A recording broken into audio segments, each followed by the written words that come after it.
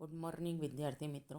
ધોરણ 12 અર્થશાસ્ત્ર ચેપ્ટર 7 વસ્તી, જેમાં આગળના પાઠમાં આપણે વસ્તી વધારાના કારણો એના વિશેનો અભ્યાસ કર્યો હતો.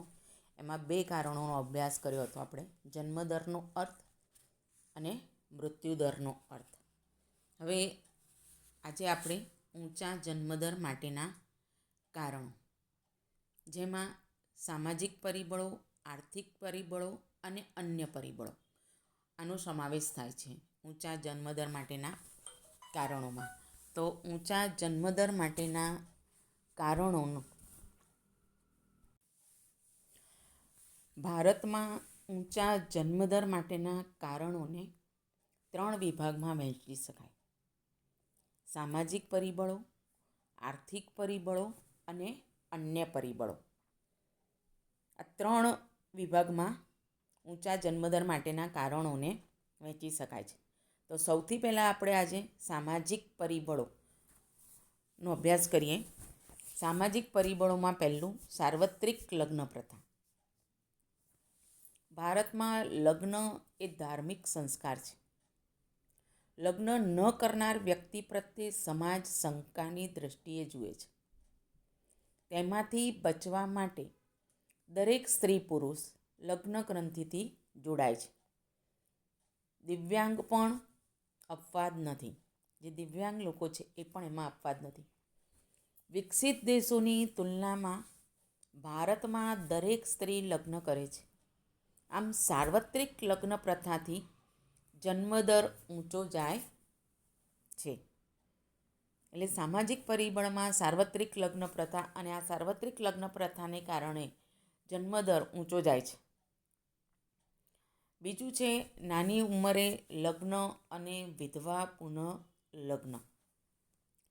દેશમાં બાળ લગ્ન અટકાવતો કાયદો હોવા છતાં ઘણા વિસ્તારોમાં નાની ઉંમરે લગ્ન થાય છે. બાળ લગ્ન અટકાવતો કાયદો છે, તેમ છતાં એમ કે ઘણા વિસ્તારોમાં નાની ઉંમરે પણ લગ્ન થાય છે. તેમાંય ખાસ કરીને જ્યારે સ્ત્રીઓ નાની ઉંમરે લગ્ન કરતી હોવાથી તેમનું પ્રજનન કાળ ખૂબ જ લાંબો રહે છે.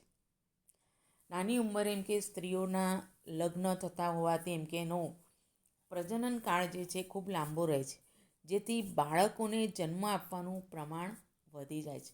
જેના કારણે એમ કે બાળકોને જન્મ આપવાનું પ્રમાણ વધે છે.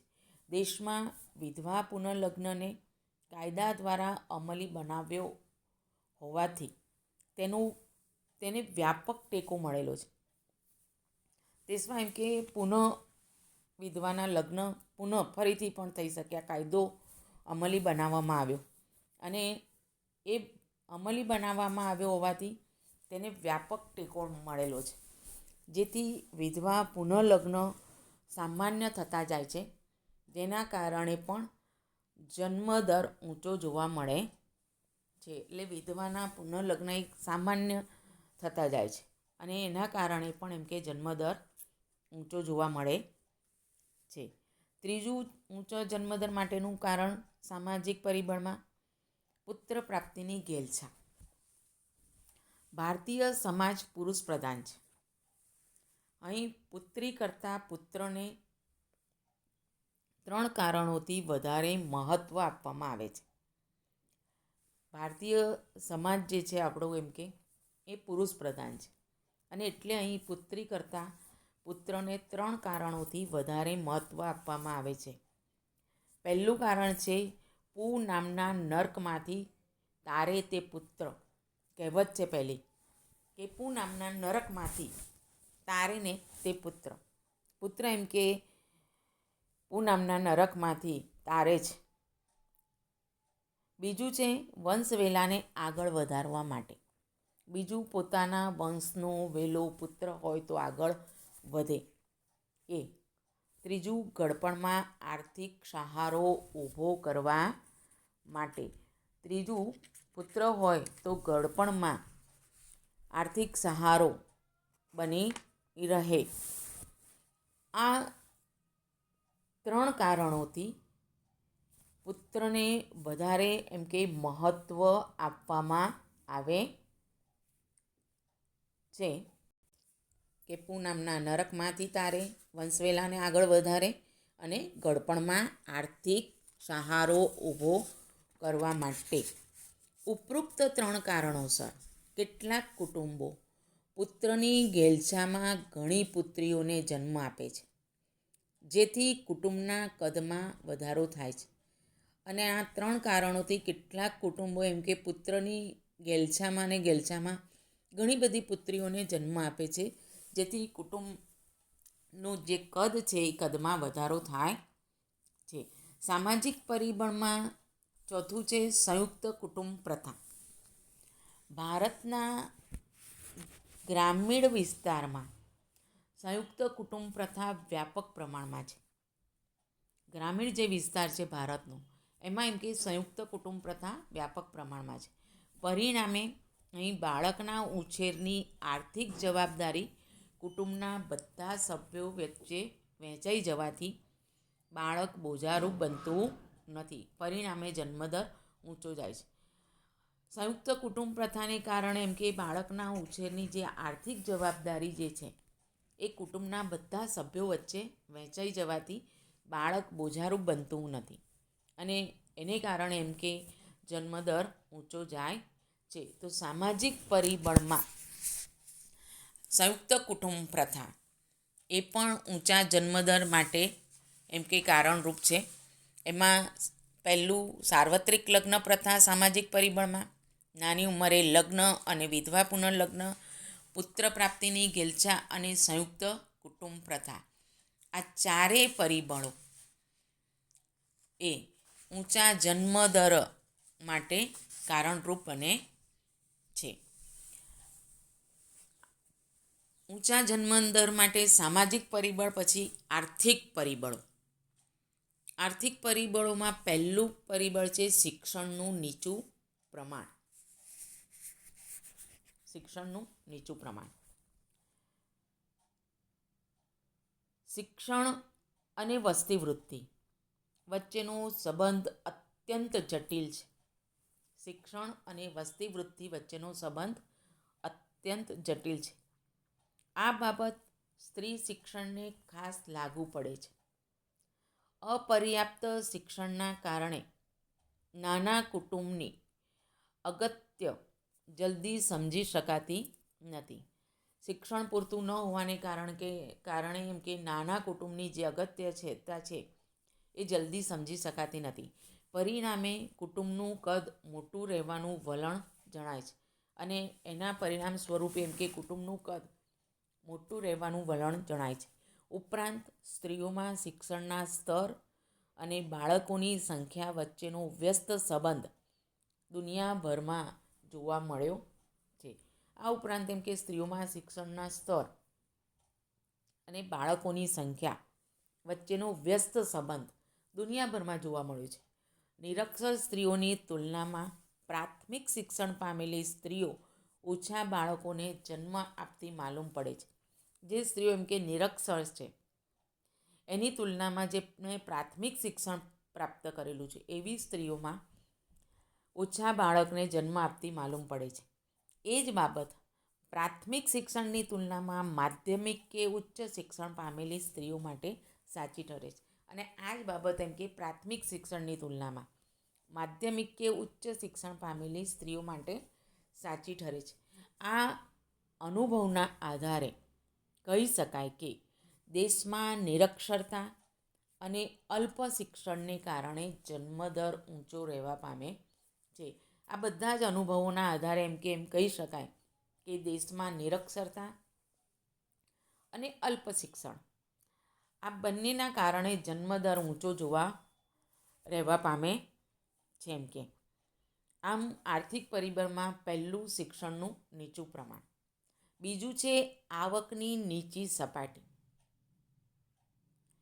કુટુંબની આવક નીચી હોય ત્યારે વધારાના બાળકનું આગમન જવાબદારી નહીં પરંતુ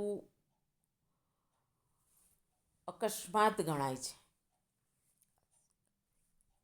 કુટુંબની આવક નીચી હોય ત્યારે વધારાના બાળકનું આગમન જવાબદારી નહીં પણ અકસ્માત ગણાય છે. ઝાઝા હાથ રળિયામણા. આ ન્યાયે બાળક પણ ભવિષ્યમાં કુટુંબની આવકમાં વધારો કરશે તેવી આશા સેવાય છે. ઝાઝા હાથ રળિયામણા. આ જે ન્યાય છે એ ન્યાયના આધારે એમ કે બાળક પણ ભવિષ્યમાં કુટુંબની જે આવક છે એ આવકમાં વધારો કરશે એવી એક આશા સેવાય છે. અત્યારે પણ ચાની લારી ઉપર અથવા નાની હોટલોમાં રોજી રળીને કુટુંબની આવકમાં વધારો કરતા બાળકોને આપણે જોઈએ જ છીએ ને. અત્યારે પણ એમ કે ચાની લારી ઉપર અથવા તો નાની નાની જે હોટલો હોય એમાં રોજીરોટી રળીને કુટુંબની આવકમાં વધારો કરતા એમ કે આપણે બાળકોને જોઈએ છે. ત્રીજું છે બાળ મૃત્યુ દરનું ઊંચું પ્રમાણ. જીવતા જન્મેલા દર 1000 બાળકોમાંથી 1 વર્ષનું આયુષ્ય પૂરું કર્યા પહેલાં મૃત્યુ પામતા બાળકોની સંખ્યાને બાળ મૃત્યુદર કહે છે. જીવતા જન્મેલા એમ કે દર 1000 બાળકોમાંથી 1 વર્ષનું આયુષ્ય પૂરું કર્યા પહેલાં એમ કે અવસાન પામતા જે બાળકોની સંખ્યા છે એને મૃત્યુદર કહે છે. કોષ્ટક 7.8 ભારતમાં બાળ મૃત્યુદરનું પ્રમાણ વર્ષ 1951. બાળ મૃત્યુદર 1000 જીવતા જન્મેલા બાળકોમાંથી 146, એટલે કે વર્ષ 1951માં 146 બાળ મૃત્યુદર અને 2011માં 41.40.